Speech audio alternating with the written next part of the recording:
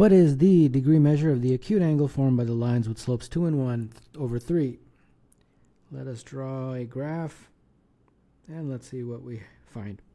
So first, let's draw a line with a slope of 2. So rise over run would basically be 2 over 1. So that's 2, that's 1, that's 1. So a line that kind of goes through the origin, let's just say it like that. Okay, so that's a slope of 2, m equals 2. And then the 1/3 guy, same kind of thing, rise over run, so that'd be 1 over 3. So 1 over 3, so a line that kind of goes through that. Let's make it straightforward. And there you go. Okay, so obviously they're referring to this angle right here. I'm going to call it theta. Okay. All right, what do I do now? Let me connect these two at the points that I created. Those 2 points actually is where I should connect them. And there's lots of ways of doing this, but when I looked at this, it looks to me like cosine law would be sufficient. And this distance from here to here, that's pretty straightforward. You can just use Pythagoras and get root 5. And then same thing from this distance from there to there, use Pythagoras and get root 10. And then this distance from there to there, that is just, again, if you use sort of this triangle, you'll see it's a 2, 1 triangle, so that's root 5. Again, using Pythagoras. So that's all there is to it, really. So using the cosine law, it would be root 5 squared is equal to root 5 squared plus root 10 squared minus 2 times root 5 times root 10 cos theta. And if you solve for cos theta, it should be able to give you the answer. So this is 5, 10 minus 2 root 50. So that's what? 2 root 50 would be 25 times 2. So 2 times 5, which is 10 root 2. 10 root 2 cos theta. And then if you put this all on one side, it'll be 10 over 10 root 2. And that's just 1 over root 2. And that I know. I don't even need a calculator. That's 45 degrees. And therefore the answer is C.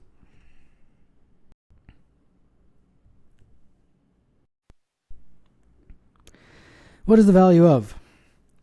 All right, I'm tempted to just do it manually. It probably wouldn't take that long, to be honest. You know what I mean? Just calculate these as pairs. There isn't that many of them, and then there you go. Because if you do it like the long way, it'll probably take longer if you do it a more fancier way. So, you know, the first one is what? 8 minus 1, so that's 7. I think it's 8 minus 1, 7. And then 16 minus 9.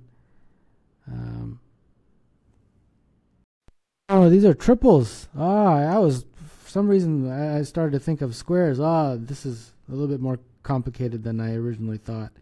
Okay, let's try to do it the fancier way, even though I still think that if you do it manually, it'd probably be faster. But that's okay.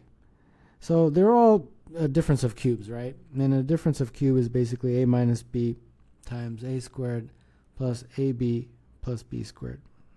Correct? So for example, if you did 4 to the power of 3 minus 3 to the power of 3, that's the equivalent of 4 minus 3 times 4 squared plus 4 times 3 plus 3 squared, which is 1. These are all going to be 1s because they're all consecutive numbers. This is going to be 16 plus 12 plus 9. And that, I believe, is 25 plus 12, which is 37. That's a little bit faster. You can do that a little bit. You can do it manually, but let me see if I can do this a little bit. I don't know, in a different way, I guess. If you look at different approaches, but if you look at it from the perspective of just this guy, like what I wrote, it will all basically, this whole expression up here will just boil down to just a whole bunch of a squared plus ab plus b squareds, right? Because all of these guys are always going to be 1. So I'll just write the first few. 2 squared plus 2 times 1 plus 1 squared. And the next one will be 4 squared plus 4 times 3 plus 3 squared. And this one is what I just did over here. So the next one would be 6 squared plus 6 times 5 plus 5 squared.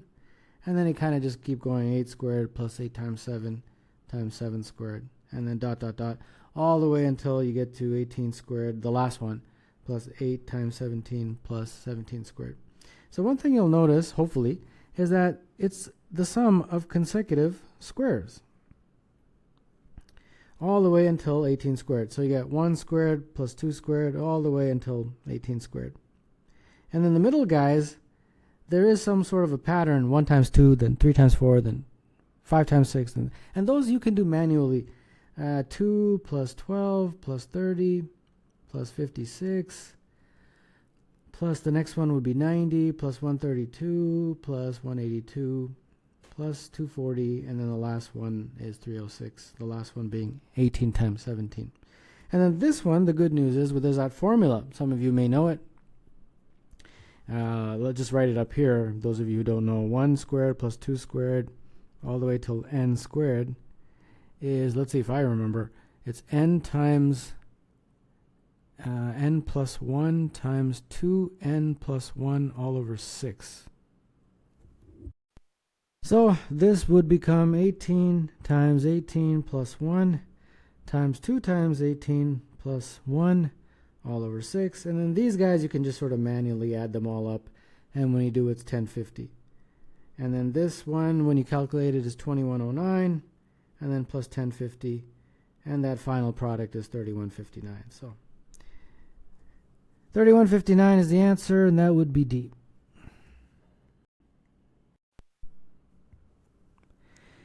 In a table tennis tournament, every participant played every other participant exactly once. Although there were twice as many right-handed players as left-handed players, the number of games won by left-handed players was 40% more than the number of games won by right-handed players. There were no ties and no ambidextrous players. What is the total number of games played? Right-handed, left-handed, 2x is the total number of players, and x is the total number of players. And the games won, I don't know, so I'll just call it A for the right-handed. And the left-handed is 40% more, so 1.48. And then the total games won, if you were to look at it in a different way, it would be, well, if you add them, it would be 1.4 plus A. Well, A plus 1.4A, which is 2.48. And I think that is what we're trying to get to. So obviously we have to figure out what A is. This in a fraction is 12 over 5A. So that basically is 12 times A over 5. So that basically means that the total number of games won is a multiple of 12. So a multiple of 12. Okay. And where do I go from here? Well, if you go back and read the question, it's basically saying that every participant played every other participant exactly once. So if there's a total of n players, then the number of games would just be n choose 2. And if you expand that, that's n factorial over n minus 2 factorial over 2 factorial, right? So that's n times n minus 1 over 2. So we've got two clues. We've got this and we've got this for the total number of games. So from this first one, that it's multiple of 12, we can eliminate those guys because those are not multiples of 12. Only these two and the answer choices are multiple of 12. We're down to 2. And then we use this fact to figure out which one of those two is it. So n times n minus 1 over 2 is either 36 or n times n minus 1 over 2 is 48. So one of those two, whichever one is valid in terms of giving us an integer value for n. Well, this one, n times n minus 1 is 72. That by inspection I can tell you is 9 times 8. So n is equal to 9, and that works out. So the answer is B. And if you try to do it here, you'll see that there's no integer solutions to n times n minus 1 is 96. So the answer for this question is 36, which is B. How many complex numbers satisfy the equation z to the power 5 is equal to z bar, where z bar is the conjugate of the complex number z? Okay, so z, let it equal a plus bi. That is the complex number. This is the real part. This is the imaginary part. And then the conjugate would be a minus b, ib, or whatever you want to write it. And then by definition, when you multiply these two together, you can do it manually, even if you don't remember the formula. It will be a squared minus b squared I squared, and I squared, you guys remember, is -1. So that would be a squared plus b squared. And that, by definition, is called z squared, absolute value of z squared. So, for example, on the number line, if you had, well, not the number line, the graph, if you had this is x, the magnitude, and this is y, this is z by Pythagoras. And that makes perfect sense, right? This is obviously a Pythagorean relationship. Okay, so let's go back to the questions now that I've done a little bit of primer, because I'm actually I'm not very good at complex numbers, to be honest. I didn't really study it that much. Surprise, surprise.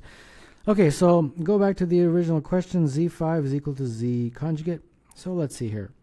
Is it Z5 or Z6? My eyesight is so bad. It's Z5. Okay. So if I multiply both sides by a Z, like that, this then becomes Z6, and then this now becomes this whole thing that I did.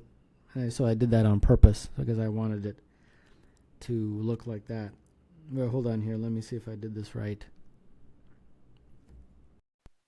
Then we will let r equals z, the magnitude. So then this becomes r6 is equal to r squared. And that becomes an equation that we can work with pretty easily. R6 minus r squared is 0. So if you factor out an r squared, you get r4 minus 1. That means r is equal to 0 or is equal to 1. And therefore, rz, since, where is that? Since r is equal to z magnitude, rz is either equal to 1 or 6. And in particular, z to the power of 6. Yeah. So therefore, this just gives us z equals 0, and this gives us 6 units of unity, 6 roots of unity.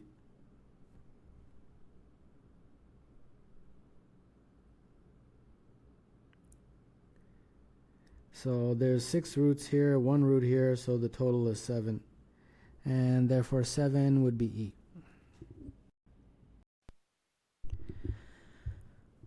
Usain is walking for exercise by zigzagging across a 100 meter by 30 meter rectangular field beginning at point A and ending on the segment BC. He wants to increase the distance by walked by zigzagging as shown in the figure. What angle theta will produce a length that is 120 meters? Well, let's draw this diagram again. So we've got this kind of scenario. So we have A to P, then to Q, then to R, then to S. A, P, Q, R, and S.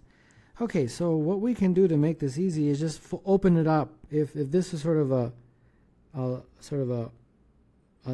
piece of string, just stretch it out completely like that. So it ends up here, right there. And then the points Q should match. That should be Q, and that should be R right there. That point. Okay, so far so good. And then therefore that distance from A to this top, whatever you want to call it, we can call it S prime, so these are the reflections, that distance from A to S prime is 120. Correct? And this is a right angle. So therefore, where was the theta? The theta is here. So the cos of theta would be the base. This was B, right? So let me just see here. AB over AS prime. And then AB, what was AB? 100 meters. And then AS, they told me, is 120. Okay, that should be good enough.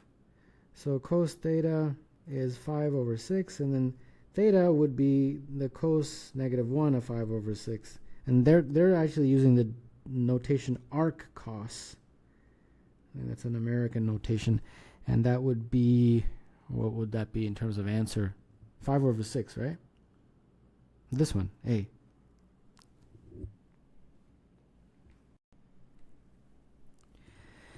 Consider the set of complex numbers z satisfying magnitude of 1 plus z squared is 4. The maximum value of the imaginary part of z can be written in the form root m over n, where m and n are relatively prime positive integers. What is m plus n? So we have 1 plus z squared, and that they're saying is equal to 4. And let z equal an imaginary number, a plus bi. And really what they're saying is that the imaginary part, b, the maximum, so the max b, can be written as root m over n, and then eventually figure out what is m plus n. Okay, let's see what we can do. All right, so the first thing I think we can do is square both sides. Well, first let's sub it in 1 plus a plus bi, and then we'll square it. A squared plus 2abi plus bi squared. Is that right? B squared I squared, actually.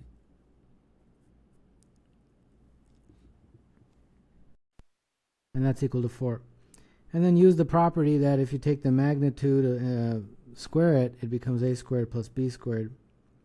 But before we do that, we've got to arrange this into its real and imaginary. So the real part would be 1 plus a squared minus b squared, because this becomes minus b squared. And then the imaginary part is everything that has an I in it. So that would be b plus 2ab. And that magnitude is equal to 4. So then now we can apply that. So it would be 1 plus a squared minus b squared all squared. And then, of course, the square of the imaginary part, which is 2 plus 2ab plus b all squared. And then of this would be 16. Okay, so I think I have to do a little bit more expansion. I hesitate to expand that guy, but I'm just going to leave it at that. But this one needs to be expanded a little bit. If I factor out a b squared from that, if I factor out a b and then square it, it would be b squared, and what's left in the middle would be 1 plus 2a. And then 1 plus 2a, if I square that, it'll be 1 plus 4a plus 4a squared. So just you know, rearranging it a bit.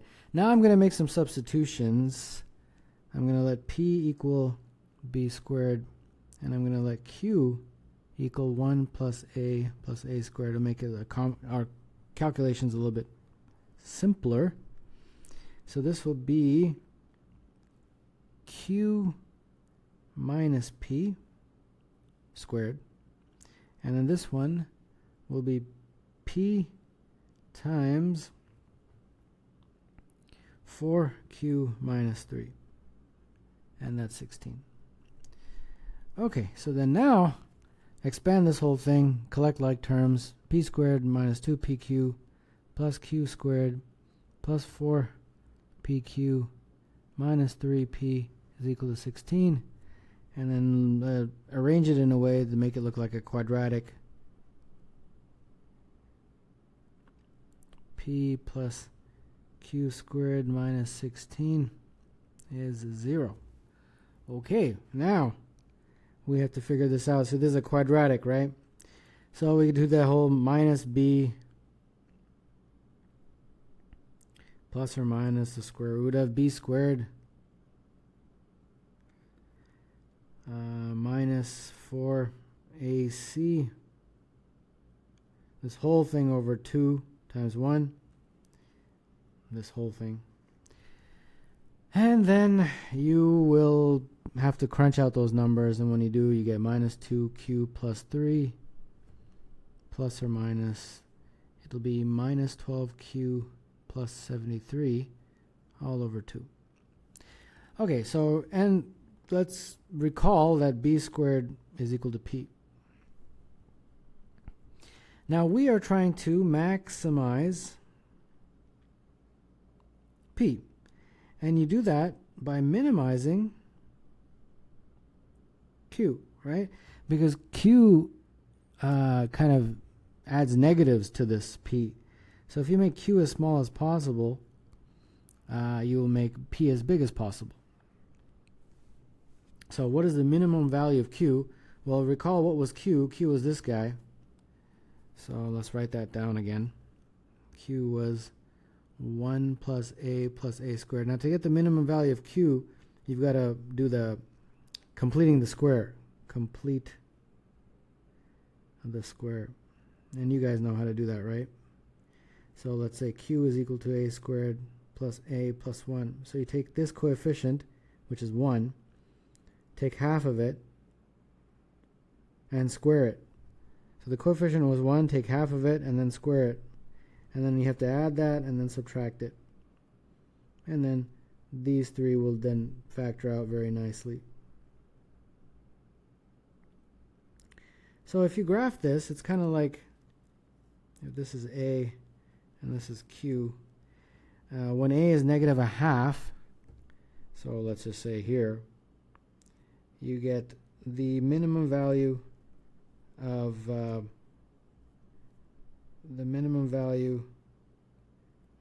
q, and in this case it's 3 over 4. So there you go. And let me write that down. When a is negative a half, that should be negative, q is 3 over 4, and q 3 over 4 is the minimum value. So now that we have the minimum value of q, we can plug it into here and get the maximum value of p. So p would be minus 2 times 3 over 4 plus 3 plus or minus the square root of minus 12, 3 over 4 plus 73 all over 2. And then when you crunch out these numbers, you will get 19 over 4. Now, keep in mind that's p, and b is equal to the square root of p. So therefore that would be the square root of 19 over 4. So that would be square root of 19 over 2. And that is my root m over n. And therefore m is 19, n is 2, and therefore m plus n would be 21. And 21 is the answer to this question, and that would be B. Flora the frog starts at 0 on the number line and makes a sequence of jumps to the right in any one jump independent of the previous jumps. Flora leaps a positive integer distance m with a probability of 1 over 2 to the power of m. What is the probability that Flora will eventually land at 10? All right. Okay, let's just see here. We got a number line. We have 0, and then we have all the way going to 10, right? And then beyond. So, and each jump is an integer, correct? Yeah, positive integer. So she can jump 1, 2, 3, 4, 5, 6, 7, 8, 9, 10. Okay. So let's take it one step at a time. Let's say she wants to land on 1. Let's see what happens if there's some sort of a pattern. The probability, Flora starts at 0 on the number line and makes a sequence of jumps to the right. In any one jump, independent of the previous jumps, Flora leaps a positive integer distance. m with the probability of 1 over 2 to the m. What is the probability that you'll ever land? Okay, I think I understand. So from 0 to 1, if you're going from there to there, there's only one possible way, is just to make a jump of length 1. And that probability is 1 over 2 to the power of m, where m in this case is 1. So that'd be 1 over 2 to the 1, which is a half. Okay, so that pretty much takes care of landing on 1. Landing on 2, I think, will be slightly more complicated, because now you can either go from 0 to 2 immediately, or you can go from 0 to 1 and then from 1 to 2. If you go 0 to 2, using the same formula, it would be 1 over 2 to the power of 2, which is a quarter. If you go from 0 to 1, then that's a half, which I just did up here. And then if you go from 1 to 2, that's a half again. And then you want both of these, so you have to multiply them so you get a quarter. And then you have to then add these guys, and when you do, you get a half. So you get a half again. Okay. Let's see what happens if we go land on 3. 3 is a little bit more complicated. You can go either 0 to 3, you can go 0 to 2 and then to 3, or you can go 0 to 1 and then to 3, or you can go 0 to 1, 0 to 2, 0 to 3, like that. Like that. Okay, so this probability will be 1 over 2 to the power of 3, which is 1 over 8. This one will be 1 over 4 times 1 over 2, which is a half. Very similar to what I did up there. 1 over a half times 1 over 4, again 1 over 8. And this one will be 1 over half times 1 over half times 1 over half, 1 over 8. And then I've got to add these 4 guys. And when I do, I get 4 over 8, which is a half again. Okay, I'm going to do one more. If it's a half, I will conclude that they're all a half. And let's see here. Land on 4, a little bit more complicated. So you can go 0 to 4. You can go either 0 to 1 to 4, or you can go 0 to 3 to 4, or you can go 0 to 2 to 4, or you can go 0 to 1 to 2 to 4, or 0 to 1 to 3 to 4, or you can go 0 to 2 to 3 to 4, or you can go 0 to 1 to 2 to 3 to 4, like that. And I will let you do all of these. And when you do, and you add them all up, it'll be a half. So without going on and on, I'm concluding that no matter which number you land on, the probability of doing that is a half, and therefore the answer would be E.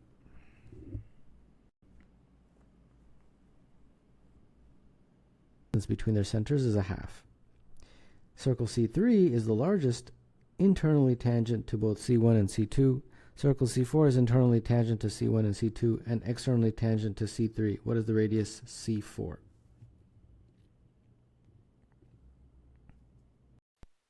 So here's a diagram, pretty much the same thing, and just labeled a little bit better. So let me explain. So we have C1 and C2. Those have a radius of 1. I'll just call it big R. And then you have C3. And then you have C4. And that I will give small r as the radius. So let's just backtrack here. So put both diagrams. C4 is our small one that you can see up there, the smallest circle. That's the radius we're trying to find. C1 and C2 are the ones that have a radius of 1, and those are the ones that you can see. There's C1 and there's C2. And then C3 is this guy. That's the one that is in the middle. So I just wanted to double check on that. So this has been labeled A and this has been labeled B, and the distance between A and B is a half. And O is the center of C3, so the distance from A to O would be a quarter, which is a half of that distance. And then what you do is you take the center of C4, as you can see there, and from there you draw a line all the way to A, and you draw another line to O, and the line to O would be perpendicular to AB. And then you will notice that the labels 1 minus r and r plus 3 over 4 are there, and I will have to explain how that came to be. So here's the explanation. OT is basically from the center of C3. I'll just call that C3. This is C1, this is C2, and the small guy is C4. So OT is the radius of the C3, and we don't know what that is as far as I can tell. So, but that we can break that down into BO plus BT, correct? Now BO, we'll just leave that for now, but BT is the equivalent of AT minus AB. Now AB we know, that was given up here, that's a half. So we'll put that in there. And AT is the radius of C1, right? Because A is the center. The distance between their centers. So A and B were the centers of C1 and C2 respectively. So since A is the center of C1, from A all the way to the end would be the radius, and that is 1. And then BO, well, BO is from there to there, which is exactly half of the distance from A to B, so that's a half of a half, because the distance from A to B is a half, so a half of that is a quarter. So that is the math. And therefore this would be 3 over 4. So OT is 3 over 4. And how does that help me? Okay, well that means that the radius of C3, the radius of C3 therefore is 3 over 4. That's how it helps me. Okay, I got it. So therefore this side from here to there, from the center of C4 all the way to O, is indeed R plus 3 over 4, because R represents the radius of that small circle and 3 over 4 is the radius of C3. And then this side from here to here, that side, that may not be as intuitive, but if you were to extend that line all the way to the end like that line from A like this, that is 1, because it's from the center of C1 to the edge of that circle, and that's 1. But then you have to subtract from it the radius of C4 in order to just get the distance from A to the center of C4. So hopefully that made sense. That's why it's 1 minus R.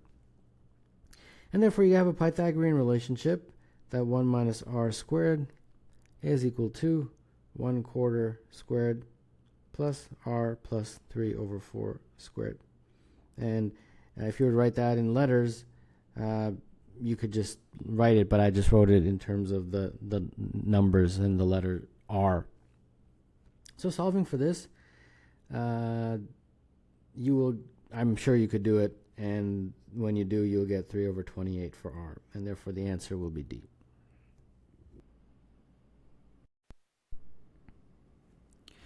What is the product of all the solutions to the equation log of 2023 to the 7x base times log of 2023 to the base 289x is equal to the log of 2023 to the base 2023x? We will use some log rules. So the first log rule is that if you have log of b to the base a, that is equivalent of 1 over the log of a to the base b. So if I apply that to here, I will quickly be able to flip them.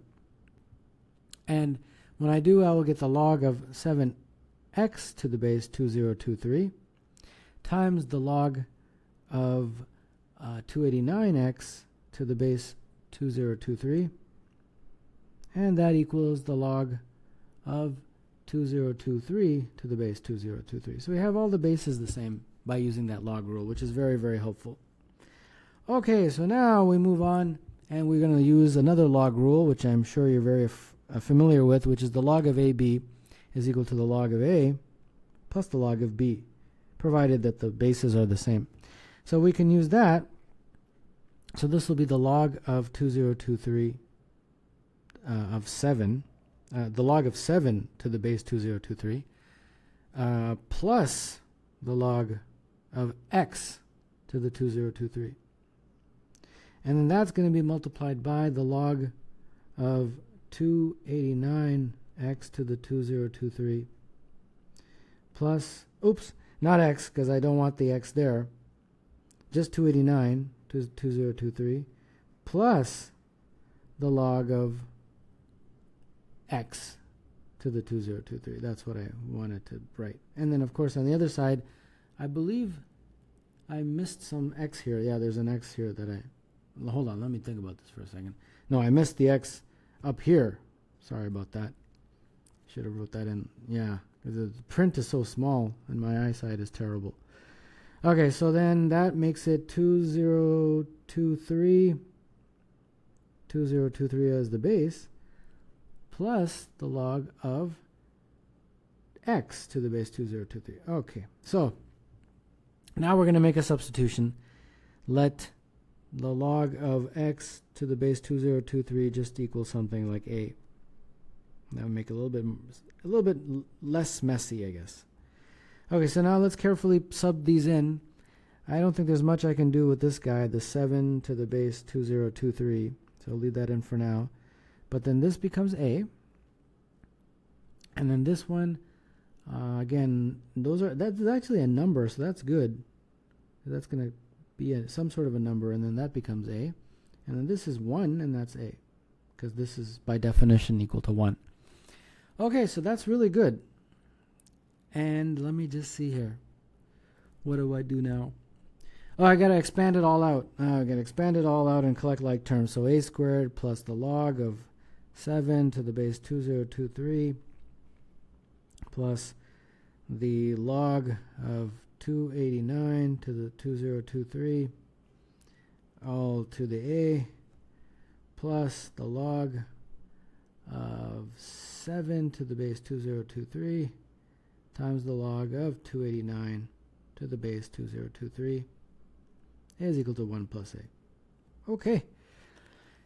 And using log rules again, this guy can be combined, so log of 2023 times 7 times 8. Let me say that properly. The log of 7 times 289 to the base 2023. And don't forget that's the coefficient of a. And then this one, is there anything I can do there? I don't think so. Just leave it there for now. Okay. I wish there was something I could do. 289, 2023 is equal to 1 plus a. Okay. Well, 7 times 289, 023. So that is really just the log of 2023 to the base 2023, which is just 1. And then that was the coefficient of a. And then we have this big long thing that just seems to be hanging around. Something, I'll be able to do something with it sooner or later. And that's all 1 plus a. Okay. So this guy, I think we're down to the nitty gritty here. Let's see. This a goes with that a, meaning you can get rid of it. And let's put everything on one side now. We have a squared, that's still surviving. And then we have this log of 7 to the 2023 times the log of 289 to the 2023. And then this minus 1, and that equals 0. Okay? All right, so we've got what is sort of like a quadratic equation. It is, but it's not, has all the terms. And you guys remember Vieta's formula, right? Vieta's formula says that if you have a quadratic equation, ax squared plus bx plus c equals 0, the sum of the roots are the equivalent of minus b over a. And the product of the roots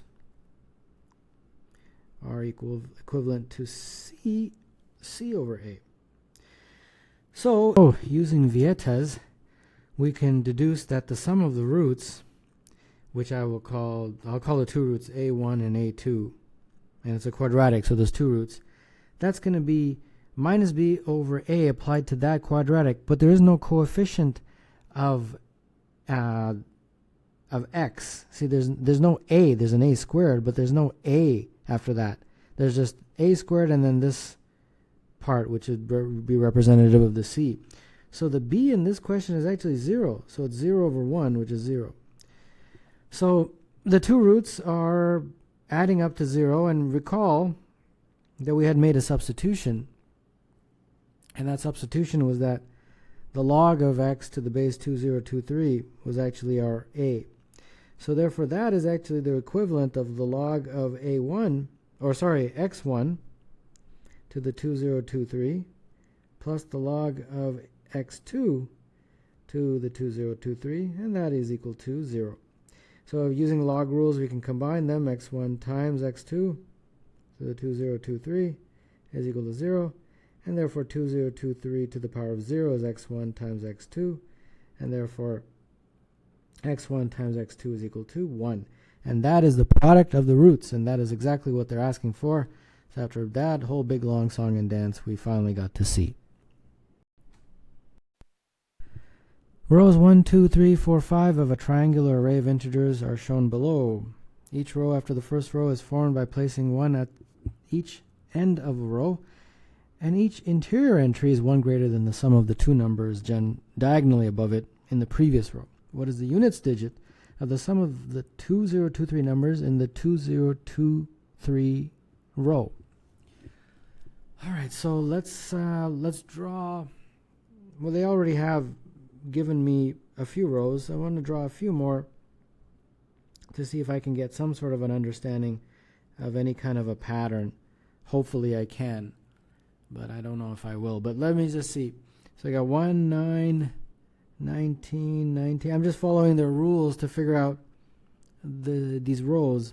1, 11, 29, 39, 29, 11, 1, 113, 41, 69, 69, 41, 13, and 1. Okay, I think that should be good enough. Let me just see what happens. So we will look at the sum. Let me just look at the sum for now. And the units digit I'll worry about later. So that sum is 1, that sum is 2, that sum is 5. That sum is 12. That sum is 27, 58, 121, 248. Okay. All right, let's see if there's any kind of a pattern. So this was S1, S2, S3, and so on. Hopefully there is, but I think I'll have to do a little bit of thinking as to what that pattern is. Okay, S1 is equal to 1. Okay, S2 is equal to 2. S3 is equal to 5. I don't see any pattern here. S4 is equal to 12. Okay, so let me just see here. 2 times 5 plus 2. This was 2 times 2 plus 1. This is 2 times the previous one plus 3. Okay. So this one, it doesn't give me much. This doesn't give me anything. But this one looks like it's 2s2 plus 2. This looks like it's 2s3 plus 3. And this, which is 27, is 2s4 plus 4. Let's just keep going here. So if this was 58, that's 2s5 plus 54, hold on. S6, right? Oh, sorry, I think this is 1. Sorry, I got a little ahead of myself. Let me just write down the right numbers. 1, 2s2 plus 1, plus 2, plus 3, plus 4.